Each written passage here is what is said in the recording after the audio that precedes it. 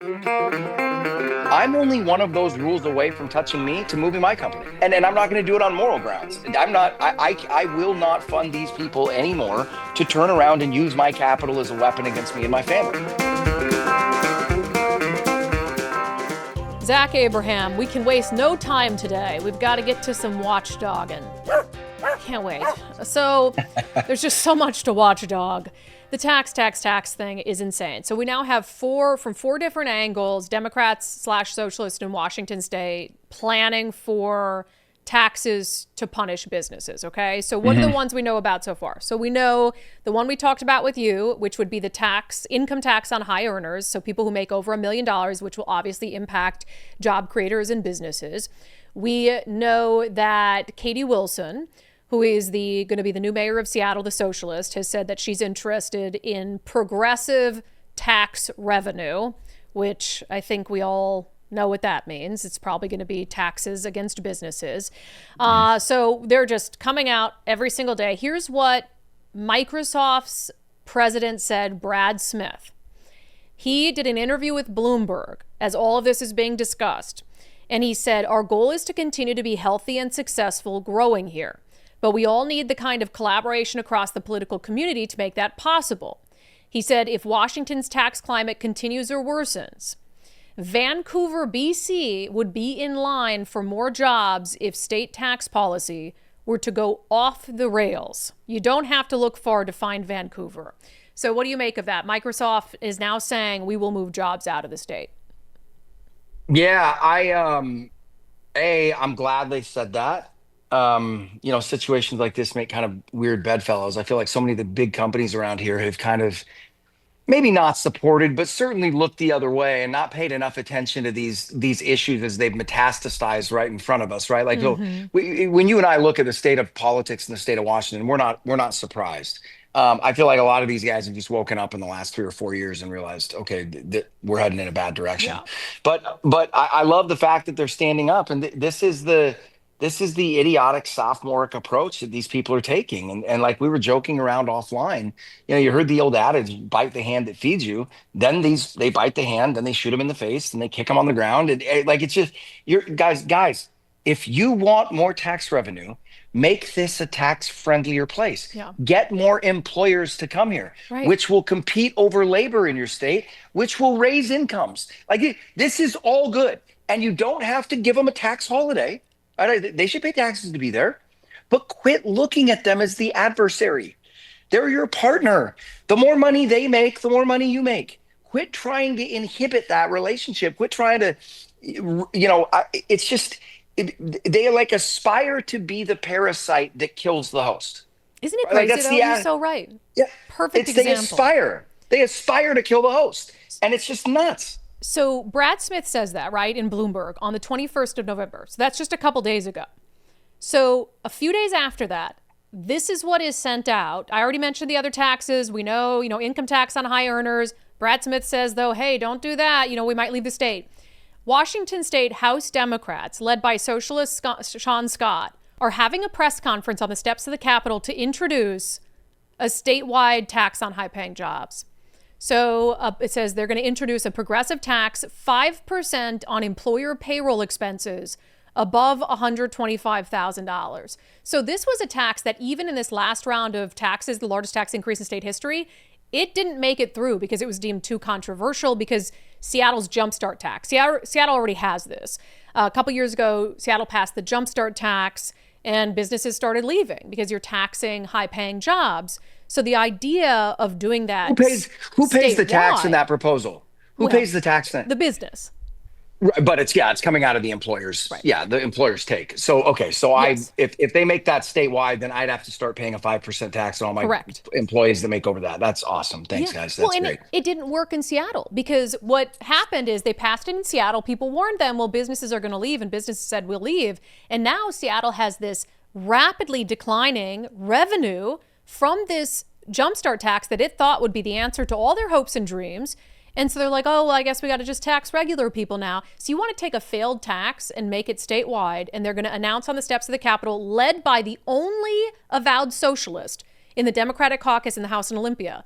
They're having him lead the effort to push the new payroll tax statewide. You know the good news about all this is, What? and I was What? thinking about this the other day when I was watching Jasmine Crockett talk, which I feel like I was like looking around today thinking like a medal or a ribbon would show up for me because I was able to listen to 5 minutes of that dribble, Okay. but I haven't seen it yet. No ribbon. Uh, yeah, no ribbon. But the only good news here is I became convinced. I listened to people, doing stuff like that. I look at who they just elected in Seattle, and I've long worried that there was kind of this conspiratorial cabal. I Hmm. don't think that's the case anymore. I think these people are just idiots. You know what I mean? I mean, Uh, the, or else these they are just intentionally want businesses to leave, and what would be the motivation for that? So I don't they, understand. yeah, they're just dumb. These people are just dumb. I sat there and listened to Jasmine Crockett yesterday say that illegal immigrants built our country, and I was like, Hmm. yeah, so that is objectively not true. Yeah. It could not be further from the truth. As a matter of fact, no immigrants built our country. They built some homes, they built some things. They're valuable parts of the community, but settlers built our country. Yeah. And that's kind of a historical fact. So I know they're not into facts, but there's one if they It's decide to wild. So they're take a shine calling to it. the fund that this would create. So they say that this 5% tax on employer payroll expenses above 125,000 would bring in $5.5 billion per biennium in new revenue. They're going to put it into something called the Well Washington Fund, which will support things like higher ed, housing, healthcare, and SNAP. And here's what they say. I want you as a job creator, business owner to respond to this. The Well Washington Fund simply asks major corporations to pay the same tax their employees do to support the social safety net. Our largest corporations can chip in. Are you not We chipping are in? we already pay that tax. Where do you think the employees get the money to pay that tax? From us. Yeah. We do pay the tax. It's again, I think a lot of it, I think there are some people, at the top of these stacks who are pulling strings that know what they're doing. I think the Mm-hmm. rest of these people are just economically and financially illiterate. And unfortunately, in a society like that, you have to take the hot stove approach to anything, meaning we can't. I mean, we like you and I were talking about. Well, were you and I talking about this? But you just hired somebody that has literally never had a job to run a multi-billion-dollar budget in a city of millions of Yeah. people, Yeah. We were talking right? about that. Yeah, I don't care what her political persuasions are. You just hired it, anyway, it's just It's it's ridiculous. madness. And you look at these people and go, you're not serious human beings. You're just not serious people, right? This is a joke. And so here's the deal. Like I said, the good news is they are going to make things so bad that there will be a political awakening, at least here in the state, to some degree. I don't Okay. know. I don't know if I believe that. When would that if it wasn't in after the police defunding, largest tax in state history, when will that be? I think it's happening now. It is so hard for somebody that isn't a high earner to live here. It's getting harder and harder every single day. The benefits of living here are less and less. The state can take your kids. They just keep stacking up. And it's like anything else, right? It's really hard to determine where the 38th parallel is in any Mm. situation, right? Where that breaking point is. But you're getting really close to it. And there will be an event. Maybe it'll be this. Maybe it'll be one of those where people finally just go, and it's happening every day. We all see people that are doing this. But, like I've told you, I'm only one of those rules away from touching me to moving my company. Yeah. I'm not going to do it. And I'm not going to do it on moral grounds. I'm not. I will not fund these people anymore to turn around and use my capital as a weapon against me and my family. And not just not going to do it. So they're going to continue to drive people out of the state.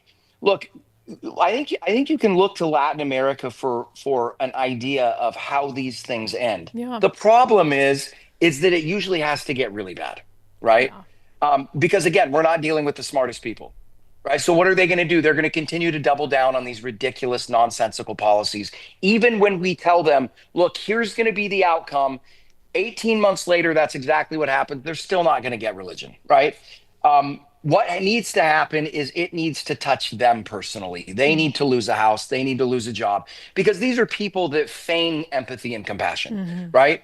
And so when it touches them, they will care. It's the old adage: a recession is when your neighbor loses his job, a depression is when you lose yours. They need to lose theirs. And if they keep cutting into this, if they keep bleeding this thing, that's what's going to happen. And I don't think you're that far away from it. And I mean, think about Microsoft. Think about the amount of tax money they and their employees. Think about the payroll taxes and the taxes they get from the people that work on their homes and do their asphalt and lay their concrete and do their pools and the vacations and the trips to, they are going to lose so much revenue on that deal alone. And if Microsoft leaves, other people will too, right? It won't just Hmm. be Microsoft. They're burying themselves. So, like I said, I think that's kind of the good news. They are accelerating their own failure, and I don't think it's going to take long the pace they're on. Well, and to me, it's always about how do people connect the dots? And you have like the passive news consumers, right? Living their lives. They're not like us in terms of like obsessed with news and watching everything. And so, how do they connect the dots? They can't do it and won't do it if the media doesn't connect the dots for them. So, it definitely takes an honest media. And I think if we had an honest media, our state would not have gone this far No. to the left to begin with. I just fundamentally don't believe that. But, you know, who are they blaming? Because even in this proposal, they are blaming, I'll give you one guess. Who do you think they blame for the need to pass this tax and get more revenue into the state of Washington? Whose fault is it? It can only be two people's fault: Donald Trump or big business. There you go. Donald Trump. Yeah. It's There you Donald go. Trump. And so, people just eat that up. Oh my God, you said we have to do this against big business to tax because of Donald Trump. Like, oh, okay. And they just believe it. And the funny thing about that is they proposed this exact tax earlier this year before Donald Trump, because they're blaming his HR1, the big, beautiful bill. And they proposed this exact tax earlier this year before the big, beautiful bill was a thing. And do you think the media will come out and point that out? Of course not. No, they proposed several variations of this tax multiple different times over the Right. last decade. They've repackaged it, respun it, and that's the other thing that incenses me is that and it's frustrating, but I don't think frustrating is a strong enough word. It is disheartening, frustrating, infuriating that you're trying to debate policy and have an impact on policy with people that have zero relationship or commitment to the truth in any way. Yeah. They don't care what the truth is. To them, everything is a debate. And if they have to lie through their teeth to try to win that debate and win people to their side, they don't care. It's an ends justifies the means approach. And when you're stupid and you're intellectually dishonest, that's a tough combo. Let's You go know? down to Olympia. We'll testify on behalf of some of these bills and see how long before they throw you out, Zach. I Oh, feel like you'd yeah. break, because the rule for testifying is you can't impugn the motives of the members or impugn them personally. Zach would Yeah. last 5 seconds. Yeah, well, I would look at them and go right back at you. Don't impugn us in legislation and taxes you pass. How about that? 100%. Let's spin it around. What's good for the goose is good for the gander, buddy. Yeah, we need that would be an entertaining day. Zach down in Olympia testifying. Uh, All I would right. enjoy it. I would enjoy it. Before we get to money moves, because it's going to be related. So you and I think, have been genuinely or generally opposed to this idea of like the president sending out checks for things. Like I think there was an idea of a Doge dividend. We were like, don't do it.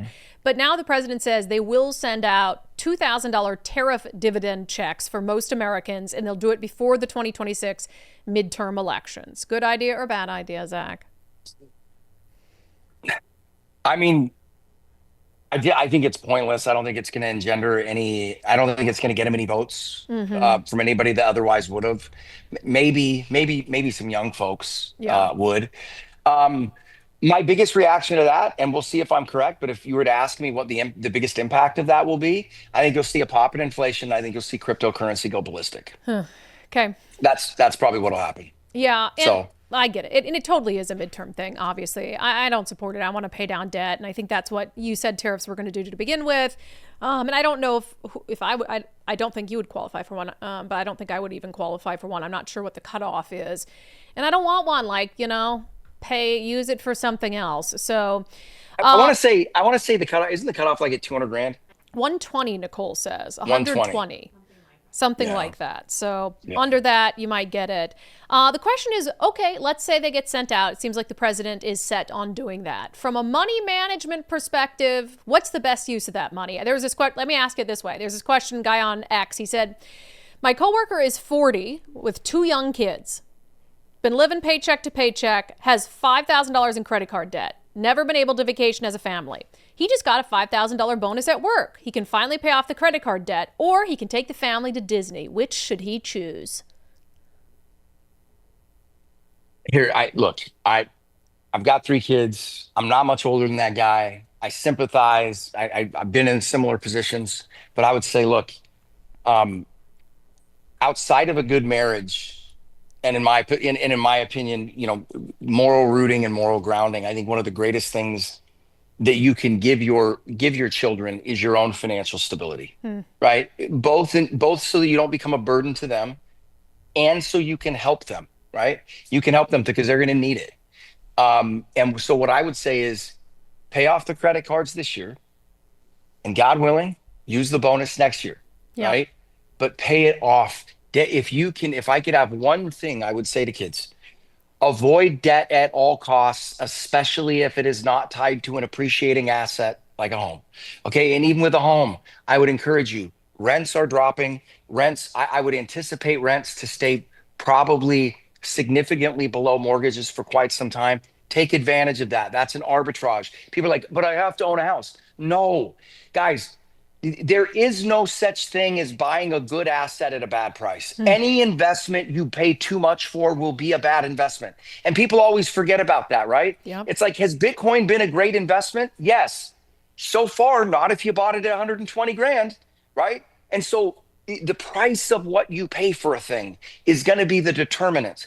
And how do you effectively pay that price down?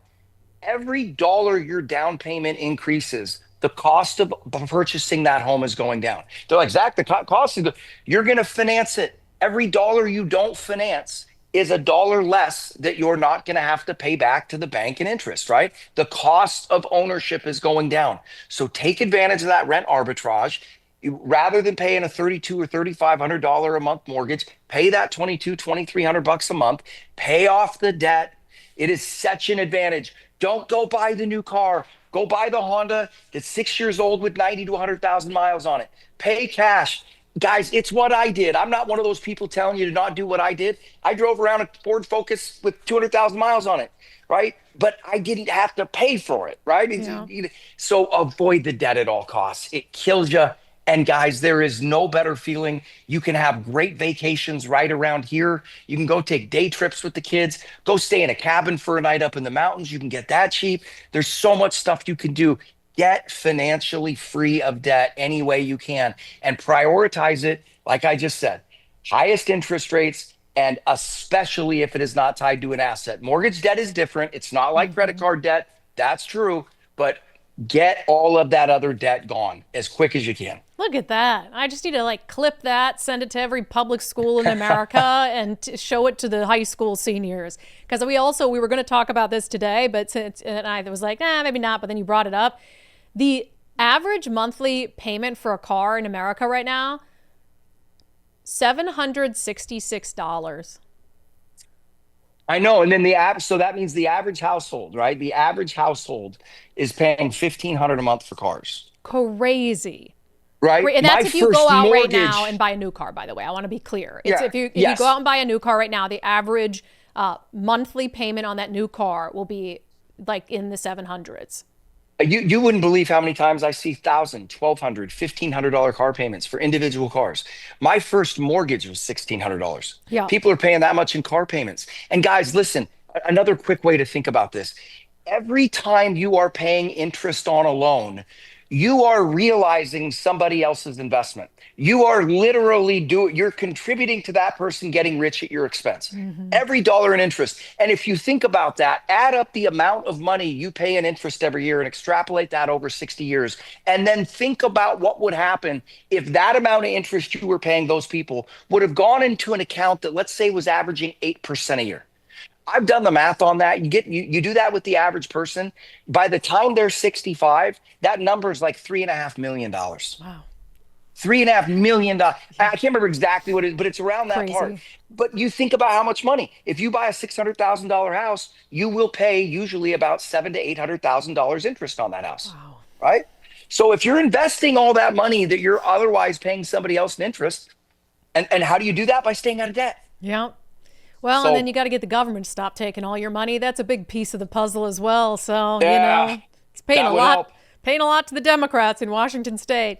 All right, would Zach, help. good stuff, but also a good reminder for people during this holiday shopping season. Do you rack up the credit card debt? Do you find more creative ways? Mike and I just do not do gifts. We don't do it. even though we can financially, but we just don't do it. We have each other, and really that's all that matters. All right, Yeah. I guess, whatever. Presents are nice, but we don't have we don't kids. really. My wife and I might give each other one thing Yeah. at Christmas. We're the same way. Yeah, I mean, kids, are a little bit different, but kids' Yeah. toys, get a couple things, they're happy. So, Yeah, all right, yeah. Zach, good stuff. I hope your Thanksgiving's fantastic, and we'll talk to you soon.